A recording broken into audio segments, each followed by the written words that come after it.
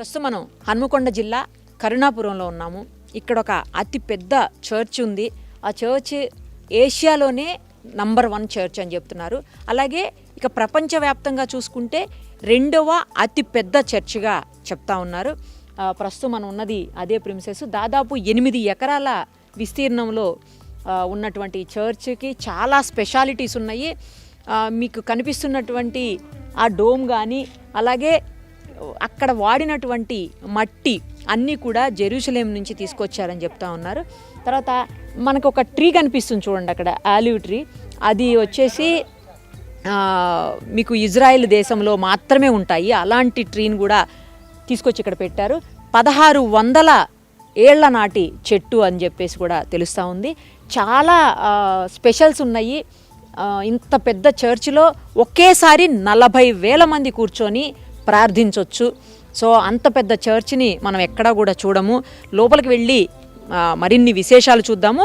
అలాగే లైటింగ్ కూడా ఒక స్పెషల్గా ఉంటుందని అక్కడ మీకు డోమ్ కనిపిస్తుంది చూడండి. అది కూడా ఇతర దేశాల నుంచి దిగుమతి చేసుకొని మరి 70 కోట్ల ఖర్చు అయ్యి ఇదంతా రెడీ అయింది.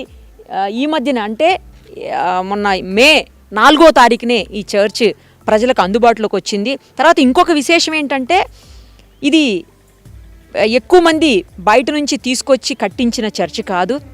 ఇక్కడ ఉన్నటువంటి చుట్టుపక్కల ప్రజలు ఎవరైతే ఉంటారో వాళ్ళు స్వచ్ఛందంగా వచ్చి ఈ చర్చికి సంబంధించినటువంటి నిర్మాణంలో పాల్గొన్నారు అని చెప్పి చెప్తా ఉన్నారు. రోజుకి 500 మంది 2016 నుంచి ఇప్పటి వరకు కష్టపడి తమ చర్చిని, తమ ప్రార్థనా మందిరాన్ని తామే నిర్మించుకున్నటువంటి పరిస్థితి. లోపలికి వెళ్ళి అన్నీ చూద్దాం రండి.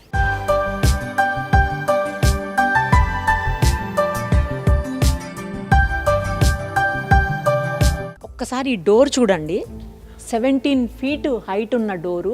ఇది సింగిల్ డోర్ అంట. సింగిల్ డోరు వాళ్ళు అఫీషియల్గా గవర్నమెంట్ ఆక్షన్ అంటే ఫారెస్ట్ డిపార్ట్మెంట్ వాళ్ళు చేసినటువంటి ఆక్షన్లో భద్రాచలం అడవుల దగ్గర నుంచి కొనుక్కొని వచ్చారు. అసలు ఎంత స్ట్రాంగ్గా ఉందో, తర్వాత ఎంత అందంగా ఉందో డోర్ కూడా. మీరు ఒక్కసారి చూడండి, చేతులెత్తి ప్రార్థిస్తున్నటువంటి ఏదైతే చెక్కబడిందో మనిషి రూపంలో, ఇది కూడా డైరెక్ట్గా ఏకంగా ఉన్నటువంటి ఒక చెక్క మీద చెక్కినటువంటి రూపం. ఇది దేవుడి రూపం. అసలు లోపలికి వస్తే మీరు 100% ఇటు సైడ్ ఎప్పుడు వచ్చినా ఒక్కసారి మతాలకి, కులాలకి, ప్రాంతాలకి అతీతంగా చూడాలి కొన్ని కట్టడాలను మనం. సో అలాంటి కట్టడమే ఇది కూడా. ఎప్పుడొచ్చినా డెఫినెట్గా ఒక్కసారి ఈ చర్చ్, ఎందుకంటే ఏషియాలోనే నంబర్ 1 అని ఇందాకే చెప్పాను నేను. దానికోసము అలాగే లోపల కట్టినటువంటి గొప్ప కట్టడం ఏదైతే ఉందో దానికోసం కూడా మీరు వచ్చి విజిట్ చేయాల్సినటువంటి అవసరం 100% ఉంది. ఇక్కడ చూడండి ఫ్యాన్స్, మీకు ఒక్కొక్క ఫ్యాను ఎంత పెద్దగా ఉన్నాయంటే వింగ్స్ అసలు మనం ఎక్స్పెక్ట్ కూడా చేయలేము. నేను అసలు ఫస్ట్ చూసి ఫ్యాన్ అనుకోలేదు, సంథింగ్ ఏదో మిషనరీ అనుకున్నాను. అలా ఉంది. చాలా పెద్ద పెద్ద ఫ్యాన్స్. ఆ ఫ్యాన్స్ ఇక్కడ కూర్చున్నటువంటి 40,000 మందికి ఫ్యాన్స్ తక్కువే ఉన్నాయి, కానీ వాటి నుంచి వచ్చేటువంటి గాలి అంతగా సరిపోతుందని చెప్తున్నారు. ఆ ఫ్యాన్ అయితే అసలు వింగ్స్ అవన్నీ కూడా మనకి హెలికాప్టర్స్, చాపర్స్లో యూజ్ చేసేటువంటి వింగ్స్ అంట. సో ఆ మెటీరియల్తో తయారు చేసినవి. తర్వాత ఇక్కడ మీకు గోల్డ్ ప్లేట్స్ కనిపిస్తున్నాయి, ఒకసారి చూడండి. ఆ గోల్డ్ ప్లేట్స్ కూడా చైనా నుంచి తీసుకొని వచ్చి ఇక్కడ ఫిక్స్ చేశారని చెప్తా ఉన్నారు. అది కూడా ఎంత బాగుందో అసలు. ఒక్కసారి చూడండి, ఆ డిజైన్ చూడండి, అసలు అద్భుతంగా ఉంది.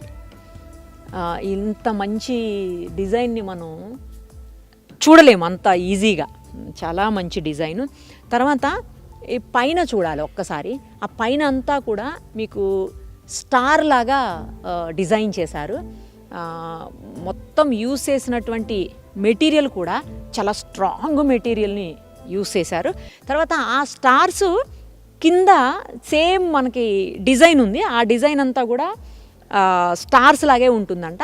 ఇంకోటి ఏంటంటే డేలో 12 o'clock, 11:30, 12 o'clock ఆ టైంలో సన్ రేస్ వచ్చేసి ఎగ్జాక్ట్ ఇక్కడ పడతాయంట. అది కూడా ఒక గ్రేట్ థింగ్ అని చెప్పాలి. అసలు ఎటు చూసినా కూడా అలా చూస్తూ ఉండాలి అనిపించేలాగా ఉంది. నిజంగా అసలు ఎంత బాగుందో చర్చ్ అయితే. ఇంకా చాలా వివరాలు తెలుసుకోవాలని ఉంది. దానికి సంబంధించినటువంటి పర్సన్స్ ఎవరైతే ఇక్కడ కేర్ టేకర్స్ ఉన్నారో, అలాగే ఫాదర్స్ ఉన్నారు, మెయిన్ పర్సన్స్ ఉన్నారో వాళ్ళు కూడా వస్తున్నారు.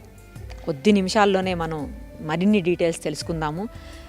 ఇది చూస్తే నాకు ఒకటే అనిపిస్తుంది, దేవుడు లోకమును ఎంతో ప్రేమించెను కాగా ఆయన తన అద్వితీయ కుమారుడిగా పుట్టినవాని యందు విశ్వాసం ఉంచు ప్రతి వాడును నశింపక నిత్యజీవం పొందినట్లు ఆయన అనుగ్రహించును అని ఒక సువార్త 16వ అధ్యాయం 3వ వచనంలో ఉంటుంది. గొప్పగా ఉంటుంది ఆ వచనం. అది వింటుంటేనే మనకి మేబీ ఆశీర్వదింపబడితేనే ఇలాంటి చోటికి రాగలుగుతామేమో, ఇలాంటివి చూడగలుగుతామేమో, ఆయన అనుగ్రహం ఉంటేనే ఇవన్నీ సాధ్యమవుతుందేమో అని అనిపిస్తూ ఉంటుంది. ఒకసారి ఆయన వచ్చిన తర్వాత మరిన్ని వివరాలు తెలుసుకుందాం.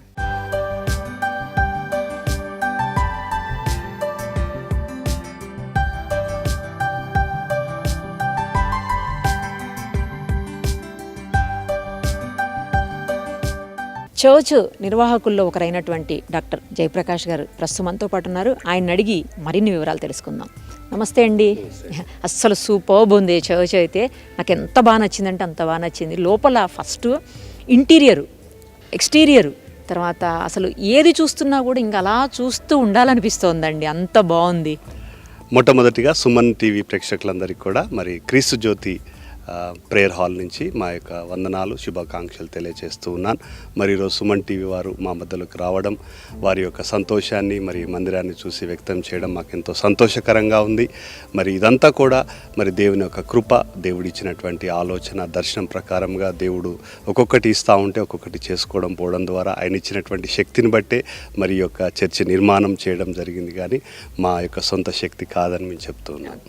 ఇది 120 అడుగుల హైట్ ఉన్నటువంటి ఏషియాలోనే నంబర్ 1 చర్చ్గా చెప్తా ఉన్నారండి. తర్వాత ప్రపంచంలోనే 2వ అతిపెద్ద చర్చ్ అని చెప్తున్నారు. ఫీట్స్ కూడా 240 ఫీట్ అని చెప్తున్నారు. అవునండి. అంటే ఇక్కడ మనం సాధారణంగా చూసుకున్నట్టయితే అవన్నీ కూడా ఇప్పటివరకు ఉన్నటువంటి కట్టడాలన్నీ కూడా పురాతనమైనటువంటి కట్టడాలు, చర్చెస్. కానీ ప్రస్తుతంలో ఉన్నటువంటి చర్చెస్ అన్నీ కూడా మరి పెద్దగా ఉన్నటువంటి చర్చెస్ అన్నీ కూడా మరి మామూలుగా షెడ్స్ టైప్ షీట్స్ తోటి ఉంటాయి. ఇట్లాంటి పర్మనెంట్ స్ట్రక్చర్ అనేటువంటిది ప్రపంచంలో మరి రెండవదిగా, తర్వాత ఏషియాలో మొట్టమొదటిగా మనకు ఉండడం జరిగింది. తర్వాత ఇది కూడా మరి ఇట్లాంటి పర్మనెంట్ అంటే ఆర్సీసీ స్ట్రక్చర్ అనేది ఎక్కడ కూడా మనకు ఉండదు. మిగతా అవన్నీ కూడా పురాతనమైనటువంటివే. అందులో మళ్ళీ మిగతా ఇది కూడా విశాలంగా, ఇంత విశాలంగా ఉండడము, తర్వాత ఇంత మధ్యలో ఇట్లా డూమ్ రావడం అనేది 40,000 మంది ఒక్కసారి పడుతుంటారు. దీంట్లో అందరూ కూడా చక్కగా దేవుణ్ణి ఆరాధించుకోగలుగుతాం. అంత ఎక్కువ మంది పట్టేది కూడా లేదట కదండి చర్చ్. 40,000 మంది పట్టేది ఇదే ఫస్ట్ టైం అంటున్నారు. అవునండి, ఇదే ఫస్ట్ టైం అండి. 40,000 మంది కూర్చొని ఒకేసారి దేవుణ్ణి ఆరాధించగలిగేటువంటి స్థలం కూడా ఇదే చర్చ్. తర్వాత చాలా దేశాల నుంచి, రకరకాల దేశాల నుంచి, రకరకాల రాష్ట్రాల నుంచి కూడా ఇక్కడ వాడినటువంటి మెటీరియల్ అంతా ఉందంట. ఆ వివరాలు చెప్తారా? తప్పకుండా అండి. ఇక్కడ అదే మొట్టమొదటిగా ఈ యొక్క బండ, దీనికి వేసినటువంటి బండ వియత్నాం నుంచి తెప్పించడం జరిగింది. మరి ప్రత్యేకంగా అది ఎక్స్పోర్ట్ క్వాలిటీ వాడడం కూడా జరిగింది దీంట్లో. తర్వాత మరి దీనికి ప్రత్యేకంగా ఈ మందిరానికి ఒక చక్కటి డూమ్ ఉండాలి అనేటువంటి 3 నెలలు ఇంటర్నెట్లో అన్వేషణ చేసి ఏ డూమ్ అయితే బాగుంటుంది అని అనుకున్నప్పుడు చివరిగా అల్యూమినియం డూమ్ బాగుంటుందని చెప్పి, ఎందుకంటే ఏం కనపడదు మనకు, ఉట్టి ఫ్రేమ్ మాత్రమే ఉంటుంది కాబట్టి ఇది యుఎస్ నుంచి హోస్టన్ మరి టెమ్కో రోల్వెల్ అనేటువంటి కంపెనీ వారు ప్రత్యేకంగా మన కొరకు డిజైన్ చేయడం జరిగింది. అంటే మన షేప్ కానీ, తర్వాత స్టార్ షేప్ రావడము, ఇవంతా కూడా ప్రత్యేకంగా చేయడం జరిగింది. తర్వాత దీంట్లో మరి ముఖ్యంగా ఇక్కడ చర్చిలో ముఖ్యంగా మనం పాటలు పాడము, మెసేజ్ ఇవ్వడము, ఇది ప్రాముఖ్యం కాబట్టి దానికి మంచి సౌండ్ సిస్టమ్ ఉండాలి. సో ఇంతమంది 40,000 మంది వినాలి అని అంటే వాళ్ళకి చక్కటి మరి వాయిస్ ఉండాలి కాబట్టి మంచి సౌండ్ సిస్టమ్ ఉండాలన్న ఉద్దేశంతో మరి అనేక మంచి సౌండ్ ఇంజనీర్స్ను, అకోస్టిక్ ఇంజనీర్స్ను సంప్రదించి వారి యొక్క సలహాలు తీసుకొని నెక్సో సౌండ్ సిస్టమ్, ఇది వరల్డ్లో 2nd బెస్ట్ సౌండ్ సిస్టమ్. మొదటి మేయర్ సౌండ్స్ అని ఉంటుంది, అది చాలా దాదాపు 15 కోట్ల వరకు అవుతుందని చెప్పి అంటే సరే అని చెప్పేసి నెక్స్ట్ దీనికి తీసుకోవడం జరిగింది. దీనికి 6 కోట్ల వరకు మనకు వచ్చింది.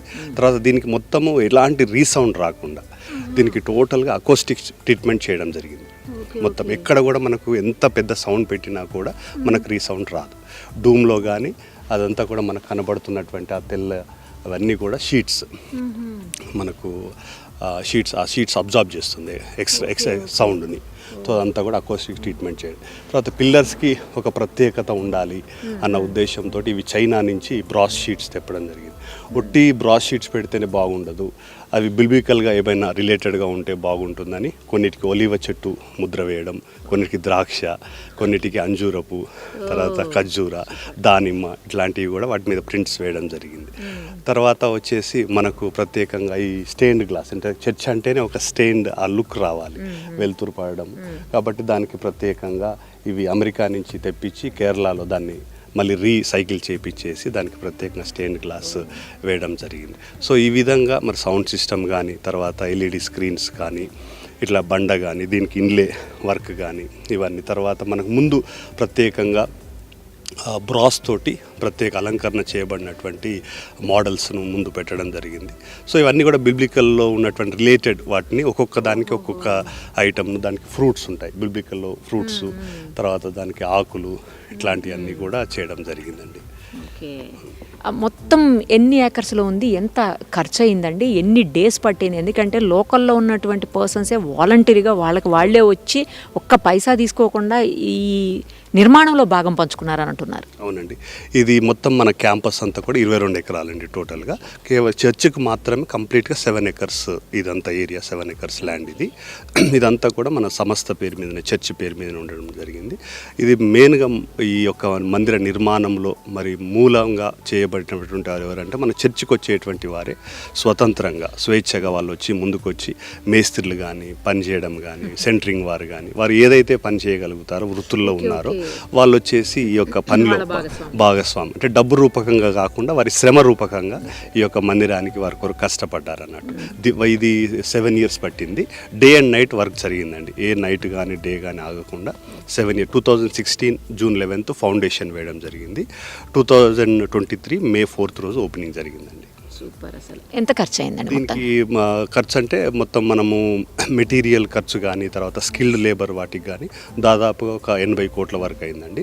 మరి వీరు ఎవరైతే స్వతంత్రంగా చేశారో సో వారిది కూడా మనం కలుపుకుంటే దాదాపు 150 కోట్ల వరకు ఖర్చు అవుతుందండి. ఎందుకంటే వారు డబ్బులు ఇవ్వలేక ఈ రూపకంగా వారి యొక్క ఖర్చు తగ్గినట్లే. సో మొత్తం వేసుకుంటే 150 కోట్ల వరకు వస్తుంది. అది చూశారు కదా, మొత్తంగా క్రీస్తు జ్యోతి చర్చికి సంబంధించినటువంటి అన్ని వివరాలు. 150,000 స్క్వేర్ ఫీట్లో ఉన్నటువంటి ఈ చర్చ్ని ఇటు సైడ్ ఎప్పుడు వచ్చినా నేను ఇందాకే చెప్పినట్లు ఒక్కసారి విజిట్ చేయండి. కనీసం ఇది చూడ్డానికైనా, నేను ముందే చెప్పాను, మతాలకి, కులాలకి, ప్రాంతాలకి అతీతంగా చూడాల్సిన కట్టడాలు ఉంటాయి కొన్ని, అందులోకి వస్తుంది కాబట్టి ఇది డెఫినెట్గా ఒకసారి అయితే విజిట్ చేయండి.